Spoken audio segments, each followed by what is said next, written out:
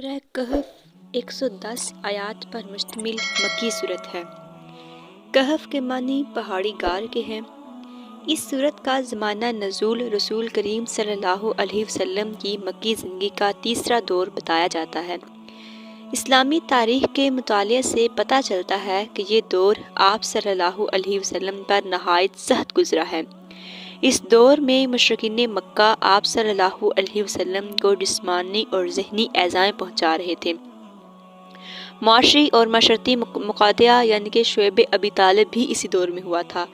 اس موقع پر حضرت خدیجہ علیہ السلام، حضرت ابو طالب اور ان کا خاندان ہی آپ صلی اللہ علیہ وسلم کی ہر قسم کی معاونت کرتا رہا، لیکن حضرت خدیجہ علیہ السلام اور حضرت ابو طالب کے وصال کے بعد قریش مکہ شدت سے آپ صلی اللہ علیہ وسلم کے مخالف ہو گئے، جس کی بنا پر آپ صلی اللہ علیہ وسلم کو مکہ مکرمہ سے مدینہ طیبہ ہجرت کرنا پڑی۔ اس صورت کے مطالعہ سے بخوبی اندازہ ہو جاتا ہے کہ یہ صورت اسی تیسرے دور میں نازل ہوئی ہوگی، کیونکہ ابھی مسلمانوں کو پہلی ہجرت کا حکم نہیں ہوا تھا اور انہیں اصحاب کہف کا قصہ سنا کر ان کی ہمت افزائی کی گئی۔ اس صورت مبارکہ میں توحید کی تعلیم کی بھرپور تبلیغ کی گئی ہے۔ اس صورت میں 3 اہم واقعات میں سے بڑا تفصیلی واقعہ اصحاب کہف کا ہے۔ اس میں دوسرا واقعہ حضرت موسیٰ علیہ السلام اور حضرت خضر علیہ السلام 2 نبیوں کی عظیم الشان ملاقات کا ہے۔ اس میں تیسرا اہم واقعہ حضرت ذوالفقار رضی اللہ تعالی عنہ کا ہے۔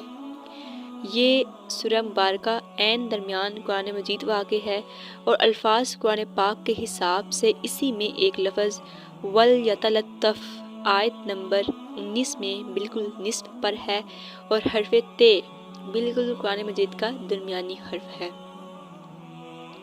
فضائل سورہ کہف۔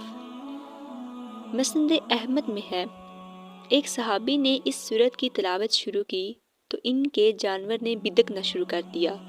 انہوں نے غور سے دیکھا تو انہیں سائبان کی طرح ایک بادل نظر آیا جس نے ان پر سایہ کر رکھا تھا۔